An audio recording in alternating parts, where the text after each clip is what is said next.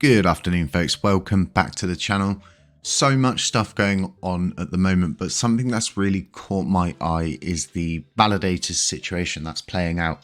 We've been following this quite closely on the channel, and we've been warning people that this is going to become a reality very shortly. And as you start to see the domino effect begin to happen, it's going to just take people out as we move forward, as we move on, as the weeks go past. And most of these people are not even breaking even, they're not even getting to a profitable level, so they're simply just having to go.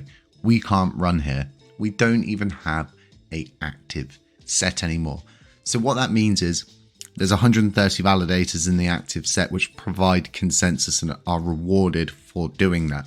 Anyone outside of that active set doesn't get rewarded. It's a blessing to be in an active set anywhere else. I think there was 40,000 plus applications for Ethereum when it went into proof of stake. So realistically, if you are staking one of these validators at the moment, you've probably noticed that a few of them are jailed. It's 8 to be specific, 7 down here, and then a further 1 up here that is going into a jailed state. Now, when a node gets jailed, it pretty much goes into an auto unbonding situation where it starts to unbond all of the coins that it actually holds. So it can happen automatically, but I think there's situations where it can sort of bug out and not do it. So do ensure you make the correct decisions when redelegating. And remember, you don't need to undelegate. If you just need to move from one validator to another, you can simply just redelegate from one to another. You don't need to undelegate, wait 21 days, then redelegate. Wouldn't make no sense if we did have to do that. Now, with these 8 nodes shutting down, this puts the active set from 127 to, you guessed it, 119. This isn't good, okay? We have a good sized Oracle pool that's paying out decent rewards, but the system is so broken at the moment that it's impossible to build something without breaking the bank. The fees are extortionately high. The gas fees hit you even harder because you've already been hit on fees no matter what you do. We're not making the correct efforts to ensure we're providing a sustainable environment for new validators. Okay, it's no good us having people from the old guard with 8.96%. It's no good looking up and going, oh, more people from the old guard, still got higher VP. Oh, more people from the old guard, more people from the old guard. And none of them are doing anything. They're barely voting. They're barely getting involved with consensus, with their duties as a validator in this blockchain, receiving rewards. You have responsibilities, and those responsibilities are pretty well outlined. Being an active member of this community should be a priority for anybody that is validating the blockchain, right? Unless obviously you've got some sort of issue in your life like I had, you need to take time out. I totally get it. But it's been nearly a year now and we're still in that same position, and we're going to be back at the same position we were in previously, where it's just all the old validators. Because currently myself, I've recalculated, it used to be 0.32% to break even. It's 0.44% voting power now to break even.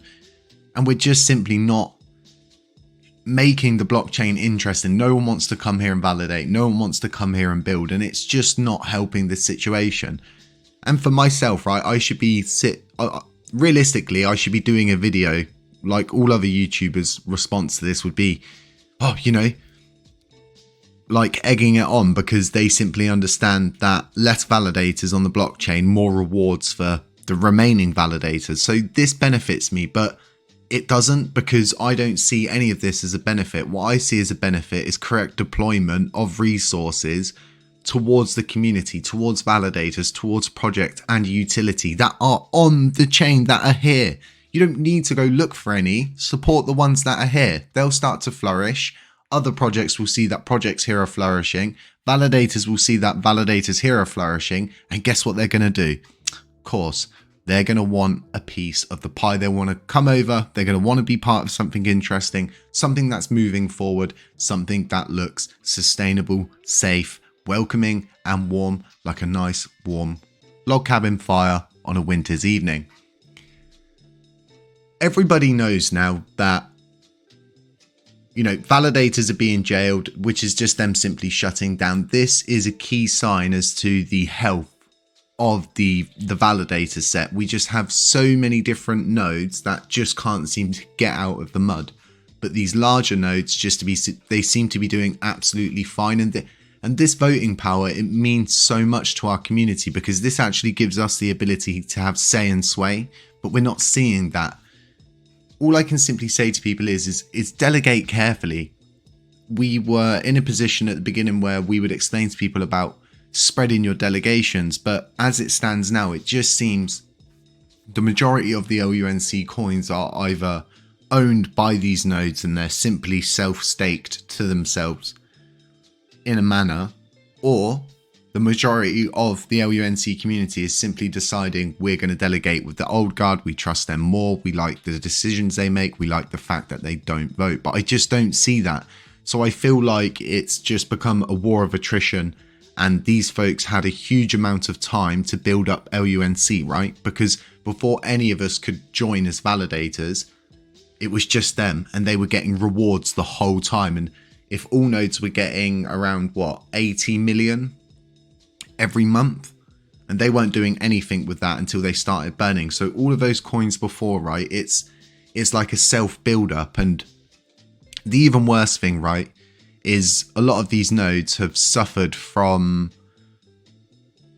all nodes and other places that have done it just simply raising the rates on the blockchain. It's not happened in many other places, but just simply all nodes doing it.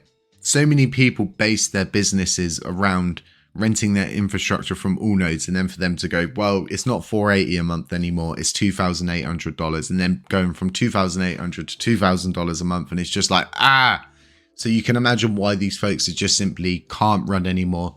They can't handle the heat.